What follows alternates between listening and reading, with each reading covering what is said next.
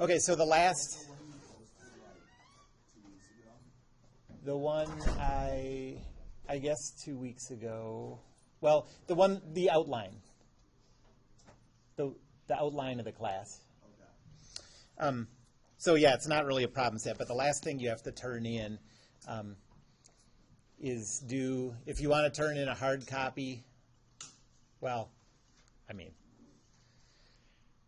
yeah, if you want to turn in a hard copy, please try to have it in by Friday afternoon so I can bring it home. But actually, if you want to leave it under my door up until Sunday night, that's fine too. But if you want to turn it into a Dropbox on D2L, make a single PDF out of it and put it in the Dropbox. So please don't send it as an email, because that's just hard to keep track of.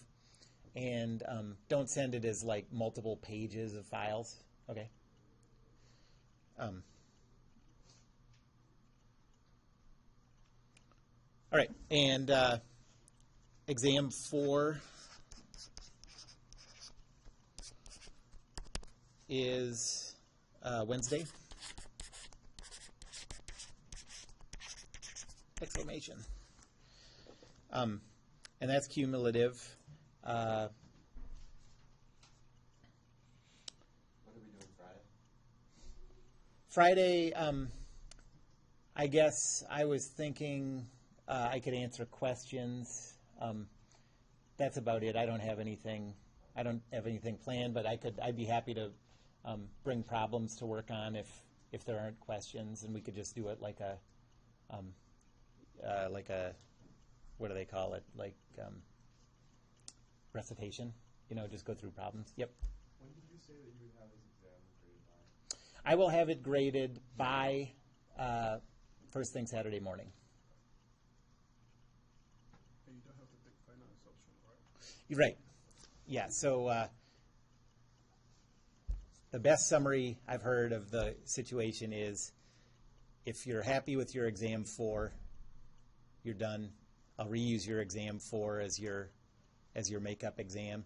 If you're not happy with your exam 4, you can have sort of another chance at a cumulative final during the final period, and then I'll use that as your makeup test for either exam 4 or one of the other ones.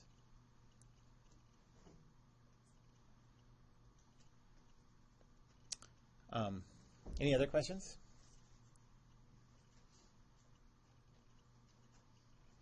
Okay. Well, last time at the end of class, I showed that little video clip of the setup like this.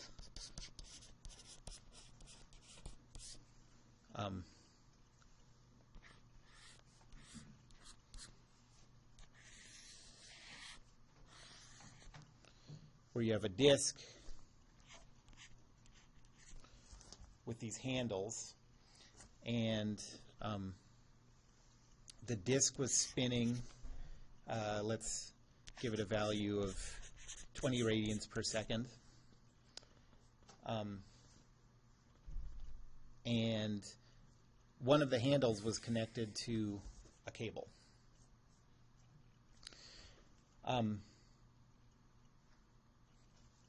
And I'll use a coordinate system oriented like this: X, Y, Z.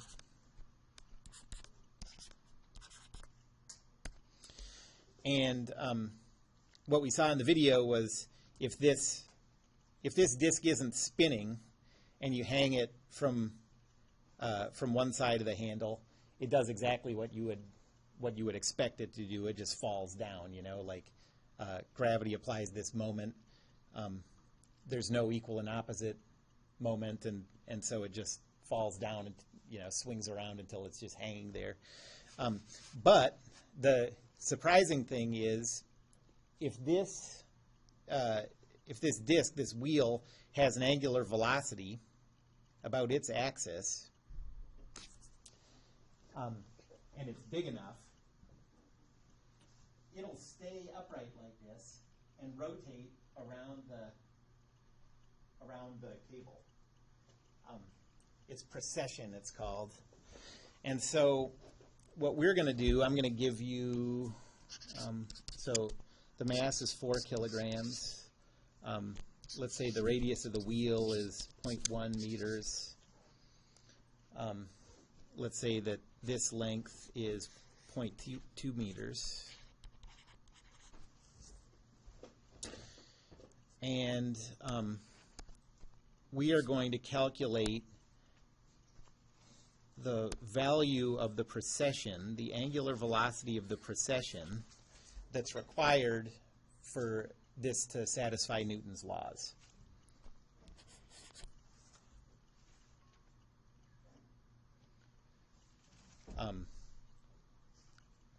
This is going to be a constant procession. We're saying that this is a constant angular velocity about its axis. So the question is, what's the procession, capital omega, that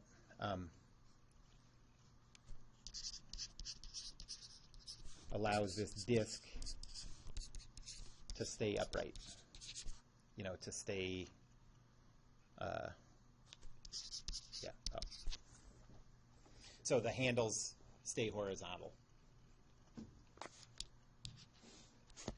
Okay, so let's sort of think through this like a rigid body problem. The difference is when we get to rotational Newton's second law, we're going to have to use that new angular momentum formula, that the moment is equal to the time derivative of the angular momentum. And so we'll have to go through all that. But other than that, you can treat these problems just the same. So let's say, so first, is there a fixed point? We can imagine that this cable is a bar and there's a ball and socket joint at the bottom. And so this problem, like the essential parts of this problem, are still there if we treat this as a fixed point. So let's do that. So if that point's A, we'll say it's fixed at A. And so we need to calculate the moment of inertia about A.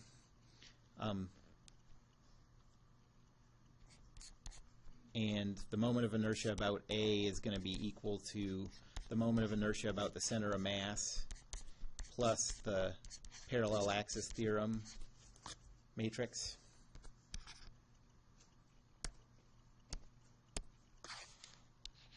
Okay, so the moment of inertia about the center of mass of the disk.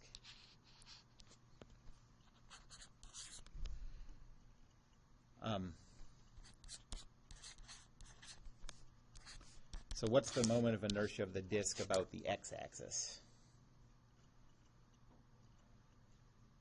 Yeah, right. The x-axis is like the rolling axis of the disk. So that's the one that's going to be 1/2 mr squared. And then what is it about the y-axis? 1/4, yeah. And that's the same with z.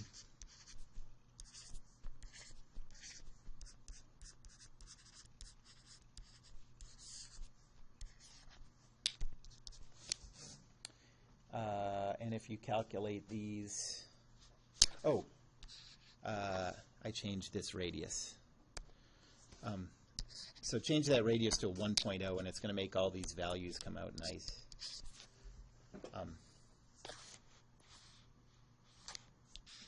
So okay, if that radius is 1, then the moment of inertia is 2, 0, 0, 0, 1, 0, 0, 0, 1. That's about the center of mass. And now we have to use the parallel axis theorem, the matrix form.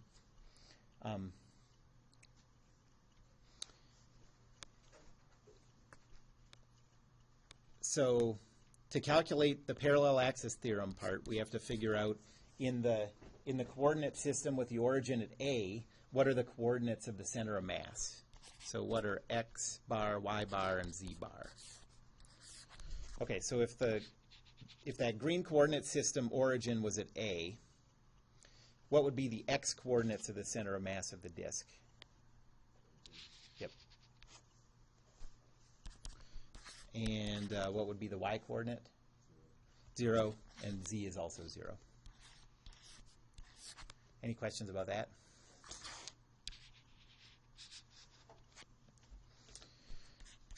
And so this parallel axis theorem matrix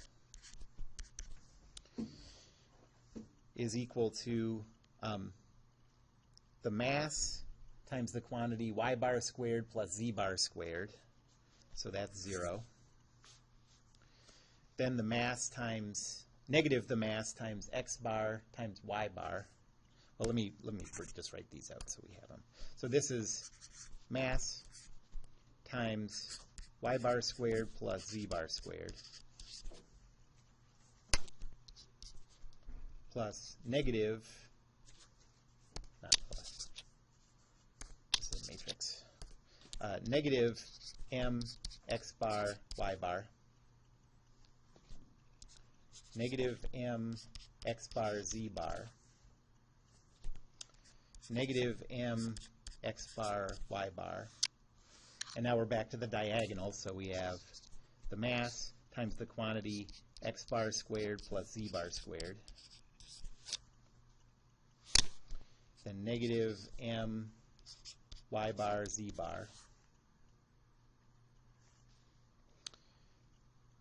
And then symmetry, so negative m x bar z bar, negative m y bar z bar, and then the mass times the quantity x bar squared plus y bar squared.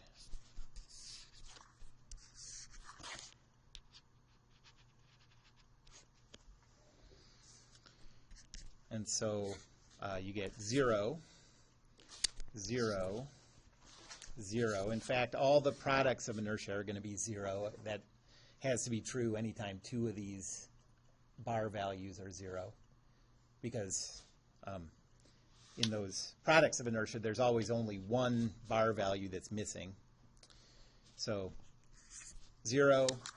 Then this one is going to be the mass, 4, times x bar squared. So 0.2 squared, yeah, 0.04.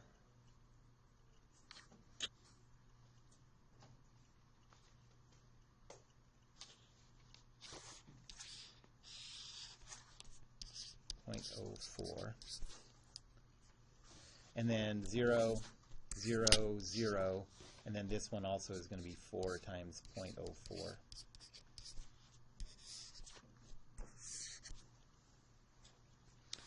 And so our total moment of inertia about the fixed point, moment of inertia about A, is equal to 2, 0, 0, then 0, 1.16, 0, 0, 0, 1.16.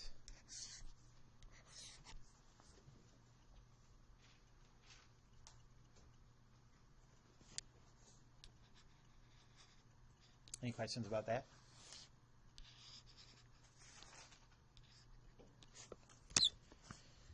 And then third is the free body diagram.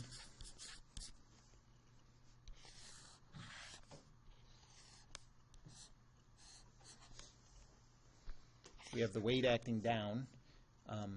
It's 4 kilograms, so that's 39.24 newtons.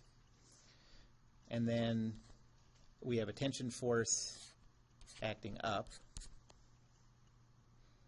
If we treated that like it was a ball and socket joint on a fixed point, nothing's going to change because our about point is where that force is applied. But I'm just going to treat it like it's this force T.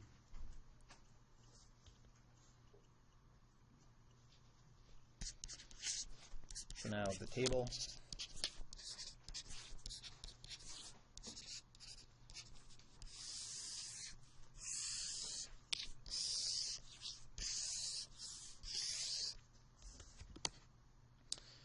Let's put the origin at that fixed point. So the force T is at the origin, which is also the about point. So the rho vector is 0. The force vector is in what we call the positive y direction. So that's 0, T, 0. And there's no moment.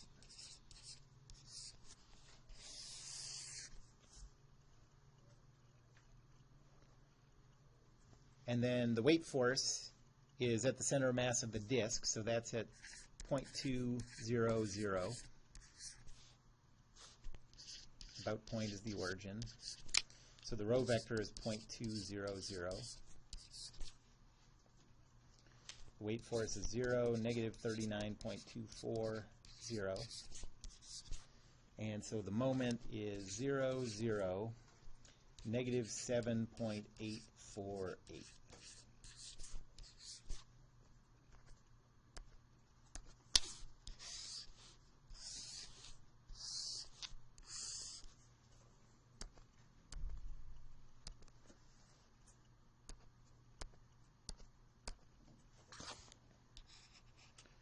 Okay, and now we're going to, well, step 5 is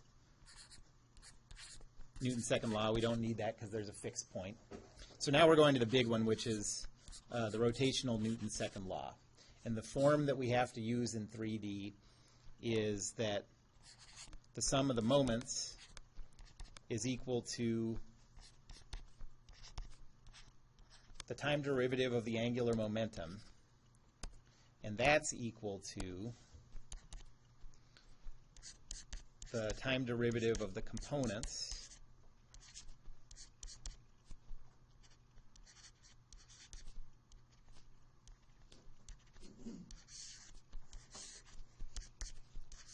plus the angular velocity of the coordinate system crossed with the angular momentum.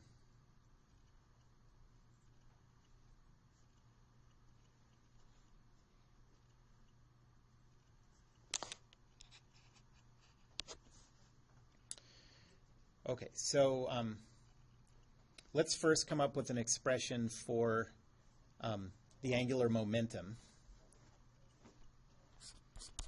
So the angular momentum about A is equal to the moment of inertia about A times the angular velocity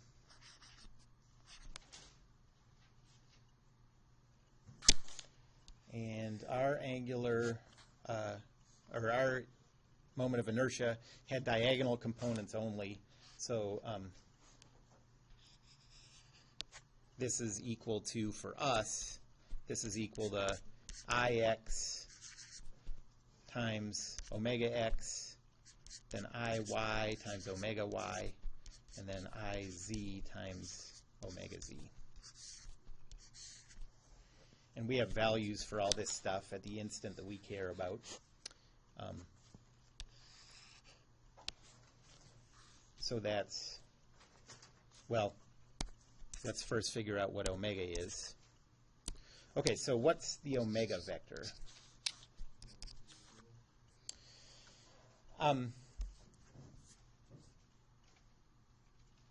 The observed omega vector in that coordinate system would be 20, 0, 0, but we need a true omega vector. And so our true omega vector is 20, 0, 0 plus 0 capital omega 0. You have to add up those two angular velocities. Okay. So 20 capital omega 0.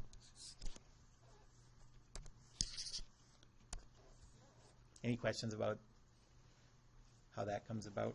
Yep. Well, yeah, it's because, so the disk is rotating capital omega about the cable. And to come up with an angular velocity at an instant, all you do is add, so if you have an object going through some complicated motion, but you can break it up into an angular velocity about this axis and an angular velocity about this axis, you can just add those two up. Those are just vectors, and you can just add them up. So we have an angular velocity about the x-axis and an angular velocity about the y-axis, and our omega is just the sum of those two. If we're asked to find like a point on the spinning wheel, does that mean we have to go through that omega dot formula? If you're like if you're asked for like an acceleration of a point or something, yeah, you'd have to use the watermelon equation once you go through all this to find like angular accelerations and stuff like that. Okay, but would we have to use that the new formula we learned, the omega dot? Okay, that kind of question can come up in two ways. One is that all of the angular velocities and angular accelerations are given to you, just a pure kinematics problem. And for that, you just use the watermelon equation. The other way they can come up is you're given angular velocities and you're asked to find the angular accelerations using Newton's laws. That's the kinetics problem, and for that you'd have to go through all these steps. Find those angular accelerations and then use the watermelon equation with those.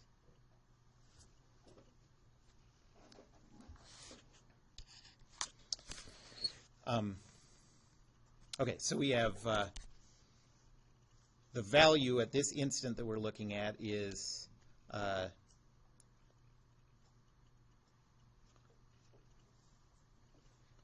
IA, the x component was 2, so we have 40.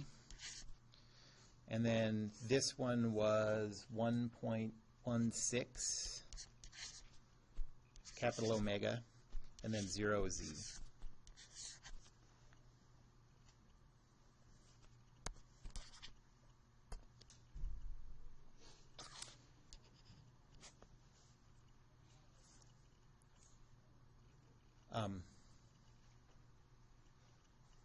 Okay, so now we have to think about what happens when you take the time derivatives of the components of this angular momentum vector, and that's based on the variables that represent the angular momentum vector. Okay, so we'll look at this angular momentum vector, and the question is, are any of those? So we can't use the values at that instant, but we can look at these quantities that define the angular momentum and ask ourselves, do any of those change in time in this problem? The moments of inertia are never going to change in time in these problems because we're always choosing the coordinate system to rotate with the body specifically so that doesn't happen.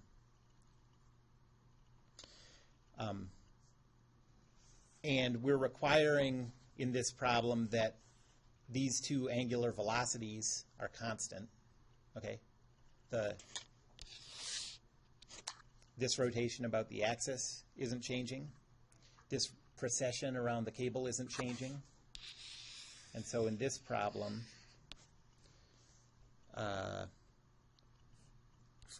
so HA dot, the first term is just 0, 0, 0. That's you can think of that as the observed change in angular momentum. That's the time derivatives of the components of the angular momentum. And then now we have we need the angular velocity of the coordinate system. What's the angular velocity of the coordinate system? It's not necessarily the same as the angular velocity of the body. If we have disks and stuff, usually it won't be. So what kind of rotation is that coordinate system going through? That's right. So it doesn't have that 20 radians per second rotation about its axis. It only has the omega. Okay, so that coordinate system isn't spinning like this. It's just rotating around like this.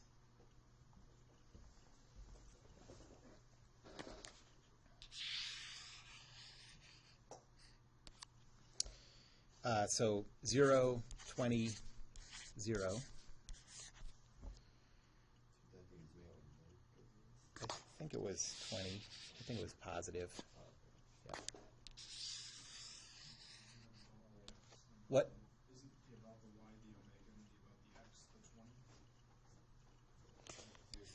the 20? The disk is rotating around the x, and the omega is around the y. So then how we got to the 20? When was that? Oh, yes. I'm sorry. Yeah, that was supposed to be omega.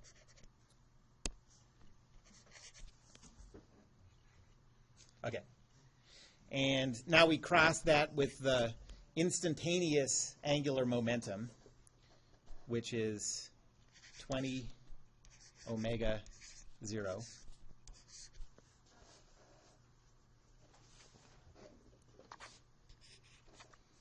And we get a value for the time derivative of the angular momentum that's equal to 0, 0, and then negative 20 omega. I thought that it was omega cross HA.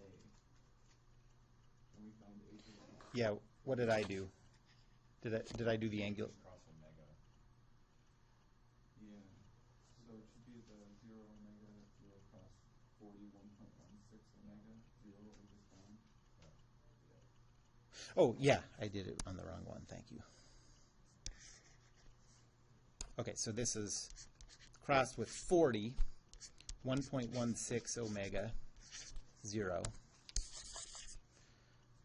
And so we get a value of 0, 0, negative 40 omega.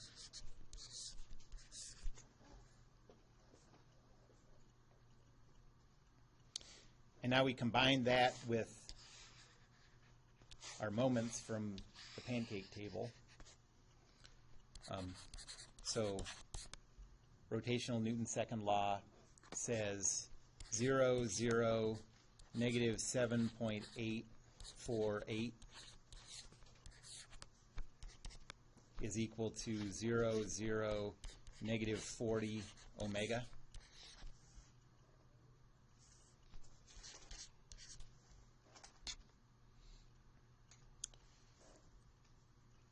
And if you divide that, you get omega is equal to 0.1962 radians per second.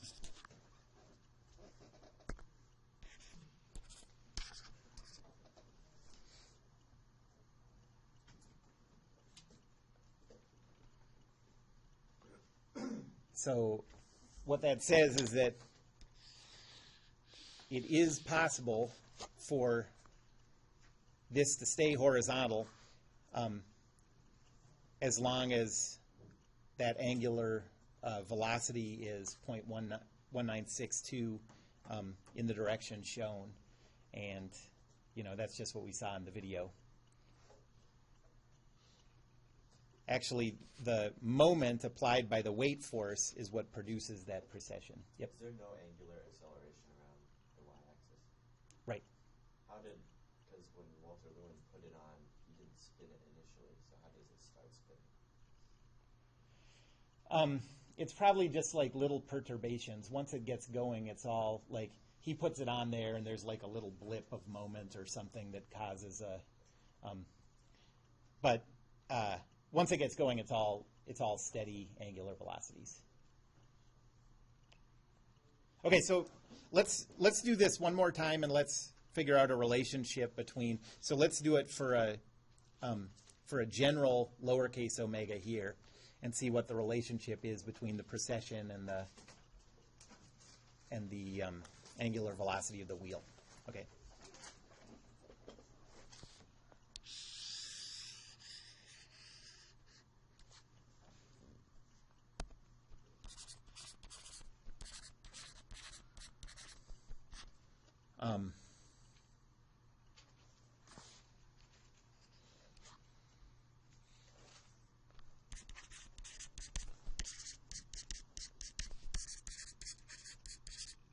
So let's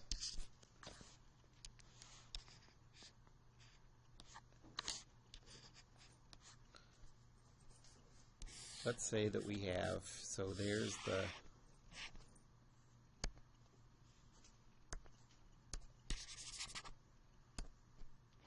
the handle. There's the disc. It's hanging from the cable. Let's call this distance L.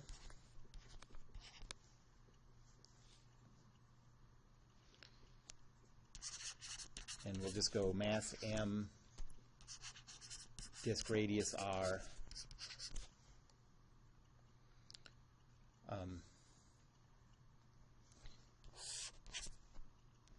The angular velocity of the disk is now lowercase omega.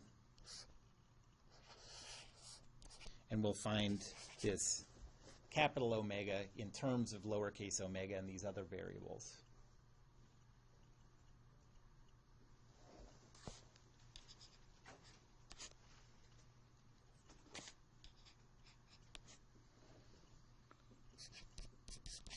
Okay, so it has a fixed point. So we need to do our moment of inertia about A.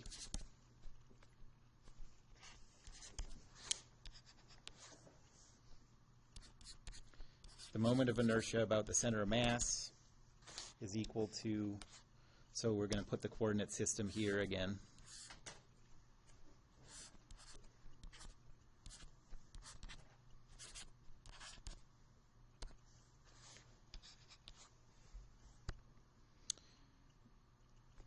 So about the center of mass, it's 1/2 m r squared 0 0, then 0 1/4 m r squared 0 0 0, and then z is 1/4 m r squared.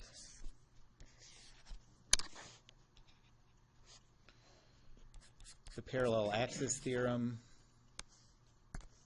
Well, to do that, we need the coordinates of the center of mass in the green coordinate system.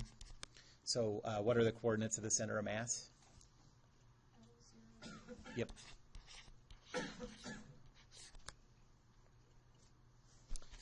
And so the parallel axis theorem matrix is equal to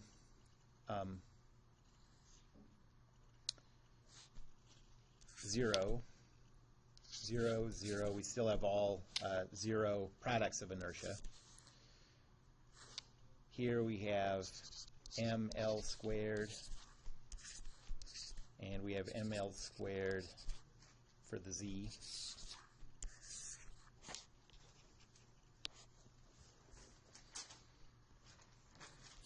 And so the moment of inertia about A is the sum of those two matrices. So in the x diagonal, 1/2 mr squared, 0, 0. In the y diagonal, 1/4 mr squared plus ml squared.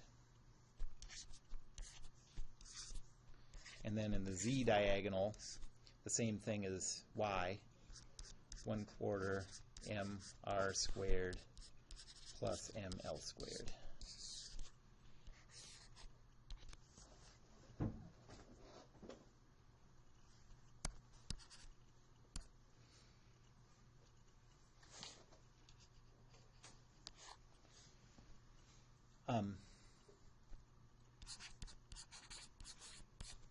Free body diagram.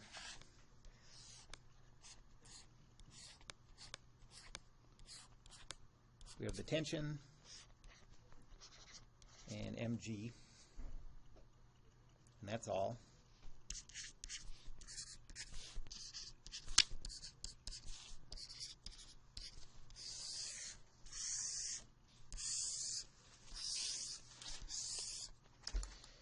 The origin is where the tension's applied, and that's also the about point. So that tension's applied at the origin, about point is the origin. There's no row vector. The force vector is 0, t, 0. The moment is 0, 0, 0.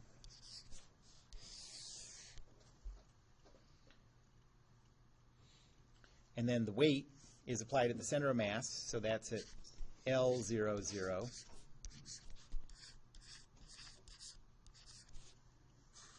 So the row vector is L, 0, 0.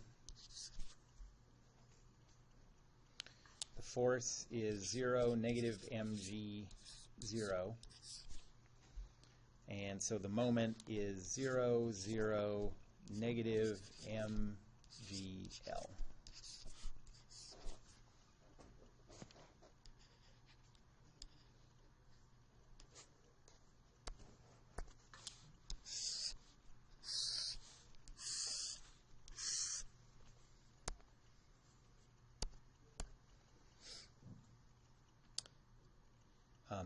Okay, so this is step 3, this is step 4. We don't need any Newton's second law because of the fixed point. So now rotational Newton's second law.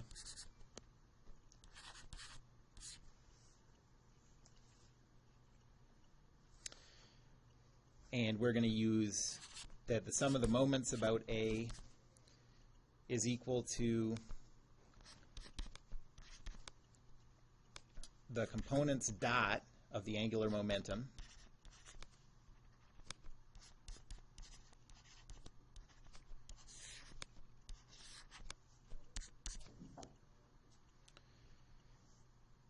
plus the angular velocity of the coordinate system crossed with the angular momentum about A.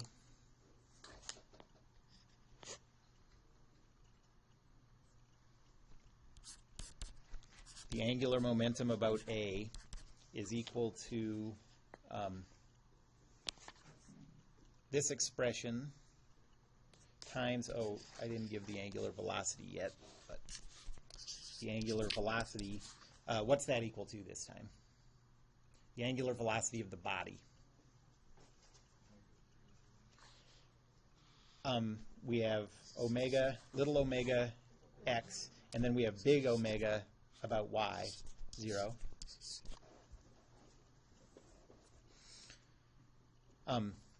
So this is 1/2 mr squared little omega, and then 1/4 mr squared plus ml squared quantity times capital omega. Yeah. And then 0.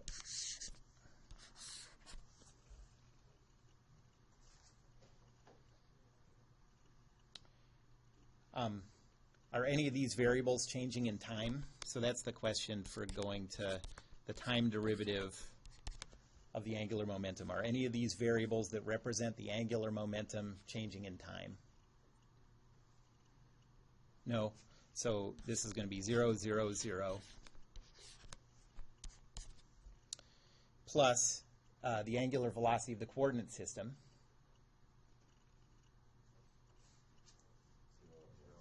Yes, 0 capital omega 0 crossed with this expression for the angular momentum.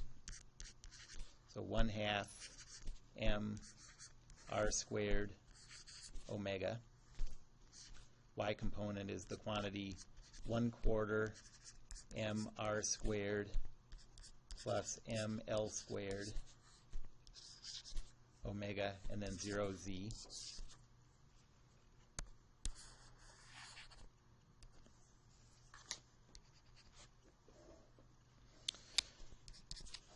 And so you get 0, 0, and then negative 1/2 mr squared capital omega lowercase omega.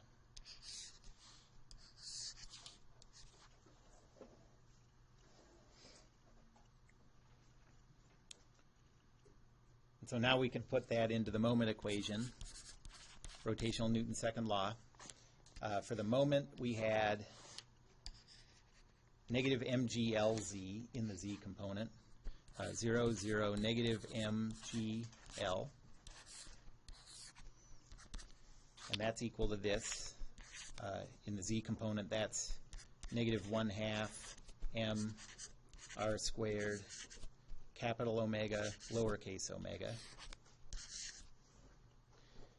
And we can cancel the masses and the negatives. And we get that capital omega is equal to GL over 2GL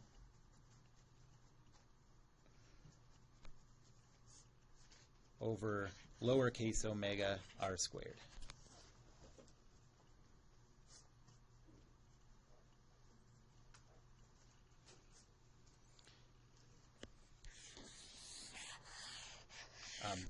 So that's not just an expression. That's also tells you something surprising and interesting about procession, and actually, like when you think about a top processing as it spins, you've seen this before. The faster the body is spinning that's causing the precession, the slower the precession is, and vice versa. There's that inverse relationship. Because it's inversely proportional to the angular velocity as well as its radius squared. Yeah, I mean, just Even the size the faster and bigger it is, the slower the precession can be too. that's right. Yeah, and so like when you think of a top, that when it's spinning fast, you first spin it, it's processing in this big rotation, and as it starts to slow down, it starts to wobble and process really fast. The tip starts really rotating around fast, and that's what you see here. And eventually other forces dominate this effect, and it stops obeying this. But any questions about that? Anybody have any other questions about homework or anything? I got a question about the test. Yeah. I don't know how many questions we're putting on it, but are you going to put a problem like this, or like what's the longest problem you'll put on it? Yeah, so we have 50 minutes. I'll put something related to this on there. I don't know. I know I haven't given you homework solutions for that yet. And so whatever I do is going to be pretty similar to examples that I've done in class. But it's cumulative, so I'm not going to spend the whole time on problems like this. But you should try to understand this material. Any other questions?